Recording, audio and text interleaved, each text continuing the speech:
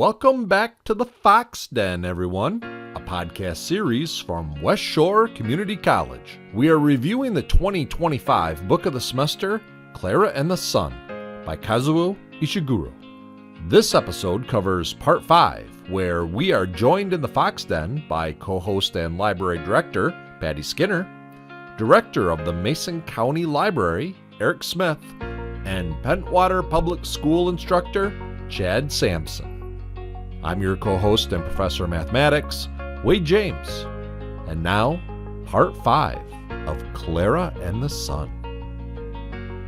I'm Patti Skinner, and I'm on Team Rick. My name's Eric Smith, and I say it's all right. My name is Chad Sampson, and I believe in the power of the sun, too. I'm Wade James, and does anybody have sun chips? In this section, Josie's condition has worsened, and the people in her life are beginning to lose hope that she will recover. Rick agrees to help Klara return to Mr. McBain's barn. Klara makes her final plea for the sun to use its nourishing powers to heal Josie. Patti, did anything interesting happen in this section of the textbook? There was so much that happened, and there's so much to discuss here today. Really? You don't say. I always say that. This part of the book starts off with Josie becoming more ill. Dr. Ryan comes in and Josie's mother comes in, and things are not looking good right now for Josie. And so Klara starts in motion this bargaining with the sun, that she wants to go back to the sun and bargain with it, not just saying, would you please help Josie because she's sick and needs help, and I've seen you help Beggar Man and his dog. But Rick has confirmed that he and Josie are meant to be together. Now it's also for Josie and Rick. Klara's really the only one that's maintained hope. Josie has been so sick, and even Rick admits he's given up hope that Josie will ever get well again. So Klara's the one really holding on to that hope and holding it together. How does Klara maintain hope? She seems to have an unshakable faith in the beneficence of the sun. And so at this point, when Rick points out that things hadn't worked out the way she had originally thought, she even changes course, right? And she says, well, I had this one prior experience where the sun healed a person, but then I also had this other prior experience where similarities of Rick and Josie's relationship are also very similar to another relationship that she'd seen earlier that she felt like the sun had sort of blessed or, shed its light on. Are you talking about the two old people that met on the street? Yeah. And so she says to Rick, I tried to do this. I'll go and apologize. But also I've got this like other ace up my sleeve, this other secret plan where I'm going to say, I also know that you like it when people fall in love. They have the same kind of love as the coffee cup woman and the raincoat man that the sun really bestowed that gift on. But she stops relying on just her bargain that she made, and she starts saying, well, there's other conditions to this relationship that are important to what I believe the sun likes or loves. So Rick agrees to take Klara back to Mr. McBain's barn. And at first he's kind of curious about why they're doing this in the first place, but he very quickly drops it. Why do you think that Rick is so easy to go along with this plan that Klara has, that he has no idea what she's trying to accomplish? Why is he such a willing accomplice there? I read it as Rick saying, well, nothing else has worked. Klara seems to think that she's got some way to help Josie, and going to the barn is part of the plan. It doesn't make any sense, but Rick would do anything to help Josie. He's not going to hold anything back if there's even a small chance that it would help her. I also think it's interesting because when Klara answers that question, she says there's something that the adults haven't thought of, putting her and Rick and Josie in a very different group than the adults. The adults have this one world, we have this other world, and it's sort of kind of a magical world at that point, right? He's saying, well, there may be something that adults miss because they're adults that we understand. So she's aligning herself with her child allies, unified against the parents. That's a strong allegiance. The world of children here is going to operate on different terms than the world of the adults, or at least that's what she's suggesting. So those are such good points because we know that Klara is learning as she goes. So she's hearkening back to these previous experiences that she had still in the store, where she hadn't really learned that much about human interaction and about feeling. So the premise of this is these very early observations of the coffee cup woman and the raincoat man and the beggar man and his dog. But she didn't really have a lot of information to go on then. And so she's still hearkening back to those early memories to inform her decisions now. The first time Klara went to the barn, it was very confusing. She kind of got lost and Rick had to help her out. He carried her to the barn. This time when she goes to the barn, she's much more confident in her ability of getting there. So it feels like her second time visiting the barn, she's much more comfortable and maybe much more confident. Yeah, I read a lot of the things that she was seeing in the barn as almost a mystical experience. Things are really weird inside the barn. Nothing is what it appears to be. Things keep appearing as something else. She sees a piece of paper that Josie was writing on, like as a triangle on the floor, which is really, from what I gathered, is just the sun shining through and being blocked and making a little triangle on the floor. But she attaches a mystical quality to all these things. It's almost as if she's like having a mystical event. The one thing that was new the second time she went to the barn was the 7 panes of glass. Each one had an image of the sun, but they were all different emotional images. The image of the sunlight on the panes of glass and each one having a different face definitely mirrors her visual images from earlier in the book, where she sees, for example, she sees Chrissy, and each visual square that she has shows Chrissy in a different way from a different angle. And so she sees multiple perspectives of the same. So I think as an image, it mirrors this image of her visual perception. Yeah, and if I remember correctly, the first 2 images of the sun, the one on the first 2 panes of glass, are very like angry. They're very mean, and that's kind of like the sun, like, it's fire, it's intense heat. But as you look deeper into the panes of glass, the sun slowly gets kinder and kinder, kind of like a person's heart. When they describe like the heart as like being filled with a bunch of rooms, you like go deeper and deeper and deeper in, you reach what they really are instead of just getting a surface perception of them. The sun is also life-giving, right? Like the sun is also how we're able to grow food and how like it helps us in our ability to survive on this planet. Do you think the sun has this special power? Are you guys believers?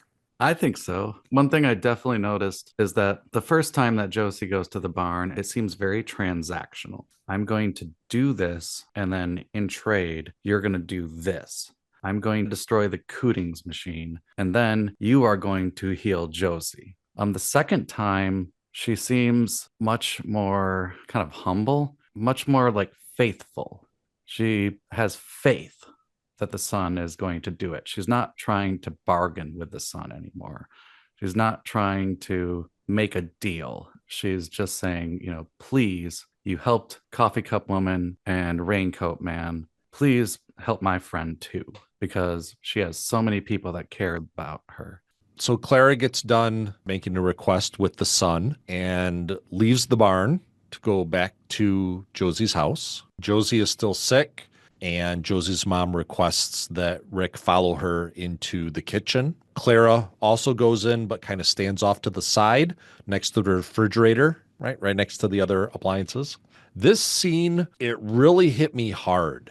It really seems like Chrissy is being a bully to Rick and is just going after him, probably because she's now dealing with the fact that her daughter is so sick and she has to lash out at someone, and Rick is the one that just happens to be there, and she goes off on him. Yeah, the quote that stood out to me is when Chrissy said, "Do you think you won? Well, you didn't. And what you won is small and mean." So she was trying to make Rick feel small and belittle him in this conversation. It just comes across as so cruel. And it's really her guilt talking, right? Oh, yeah. And that's what it seems to be. Like she's feeling guilty about raising her daughter. that's what's going to cause her daughter to die. It's the second time it's going to happen, and she should have known better. Right. And she's lashing out and taking that out on Rick. And Rick had no choice in being lifted. And that's what I found the most egregious in her argument is Chrissy made a decision. Her decision affected Josie. Rick did not have the choice to make the decision. It would have been Helen's decision whether or not to lift Rick.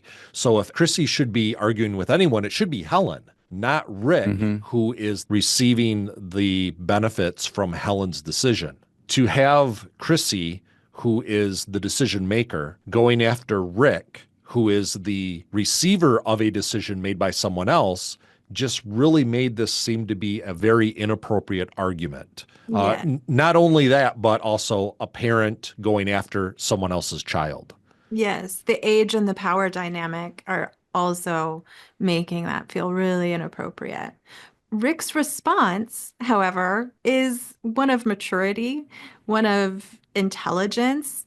He handles himself so well after that brutal attack, and he proceeds to tell Chrissy the secret that Josie had given him. Josie forgives her and loves her regardless. Yeah, if there's anyone who isn't feeling like they're winning, it's Rick.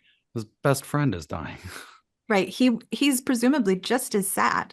He's losing somebody really important to him that he deeply loves too. Yeah, he thinks he's in love able with to her. find grace in that situation and give that to Chrissy. That's why I'm Team Rick. That shows a lot of strength of character in Rick. And the more I thought about that section, the more I thought, did Josie even really say that? Or is that something that Rick just gave Chrissy as a gift in that moment? Oh, I never thought about that. That's a really good point, Patty. I can imagine Rick doing that. Rick is smart enough and has enough emotional intelligence to realize this is not a situation that he wants to escalate. This is not a situation where he needs to defend himself. He needs to attempt to diffuse the situation. And maybe the best way to do that is to make up this little comment and appease Chrissy's need to acknowledge that she made the right decision. Right. And he transfers that and kind of absolves her of this guilt. Josie already forgave you. You don't need to harbor that anymore. You can let it go.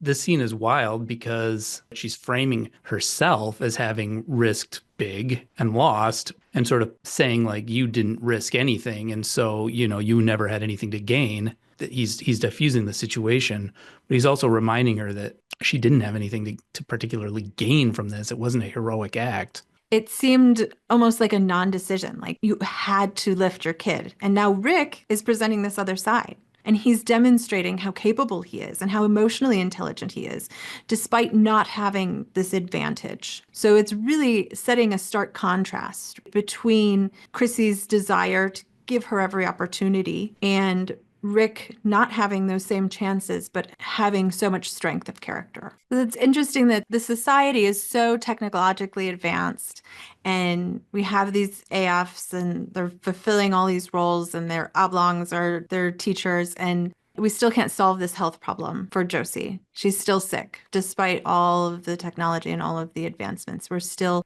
looking towards these external opportunities for faith or healing from the sun to kind of intervene. There's not a technology that can save her. The reason why she is sick appears to be because she was lifted. Technology allowed her to be lifted in the first place.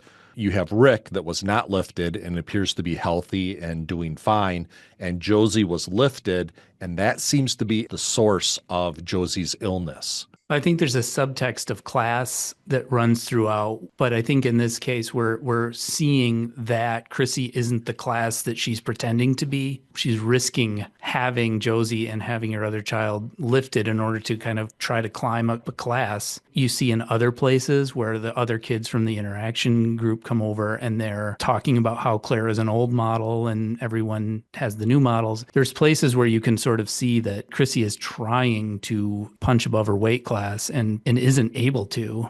again, so she's talking about like, I did this because I was trying to make a better life for all of us. It all falls apart and nobody gets that. And nobody's feeling sorry enough for me. I don't think she earned it. I don't think she earned that sympathy, but she definitely comes out with it. Yeah, she seems to work all the time.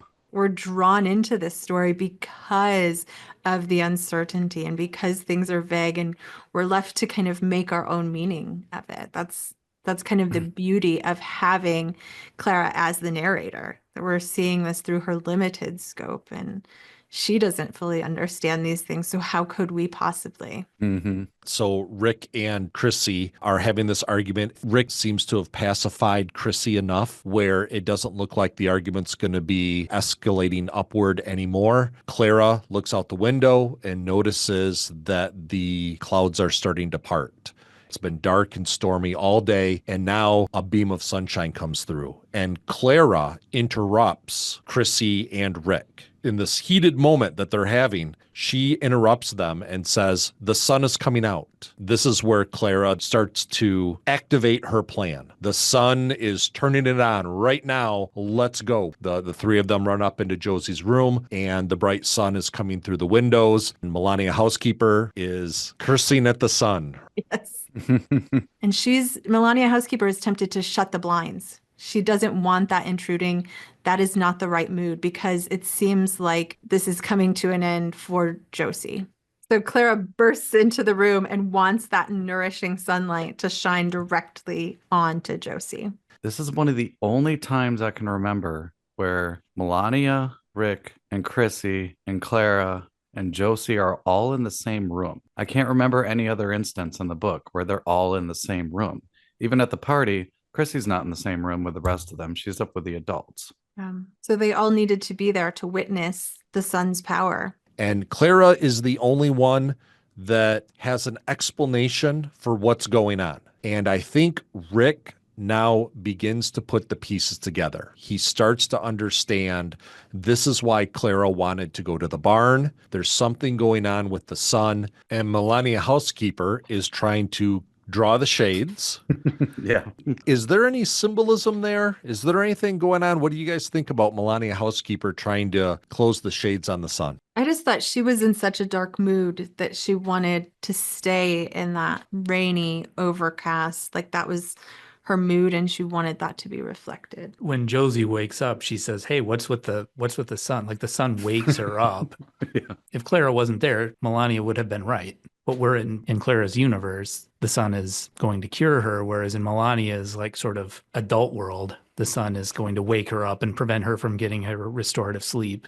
Chrissy and Rick have been in the dark about Clara's plan with the sun, and now Clara's executing this plan. And as they're walking up, Klara is saying, we need to open the windows. We need to let the sun in. It has its magic healing power. So she is now starting to reveal her plan to the other characters in the book. And I wonder how quickly they're putting it together. I think Rick puts it together pretty quick, but I wonder if Chrissy and Melania Housekeeper, I think Melania Housekeeper doesn't understand what's going on, but maybe Chrissy is starting to understand just a little bit as she recognizes, oh, this is why the AF is behaving this way, because it thinks that the sun has magic healing power. So it sounds like you believe that way, that you think the sun healed Josie. Well, in fact, it almost dawns on them. Oh, Well done. Everybody's kind of tentative still. Everybody's like, okay, this is a good sign, but we're not sure it's going to stick. Let's wait and see. The sun has come out. She's waking up. She's lucid and seems to be able to discuss things with other people. And now Ishiguro at the end of the section has left us with an amazingly tantalizing cliffhanger. We're going to have to wait and find out. You've been listening to The Fox Den, a podcast series from West Shore Community College. This has been our discussion of the winter 2025 book of the semester, Klara and the Sun by Kazuo Ishiguro. Thank you so much for joining us. That's our podcast. I'm Patti Skinner. And I'm Eric Smith. and I'm Chad Sampson. And I'm Wade James.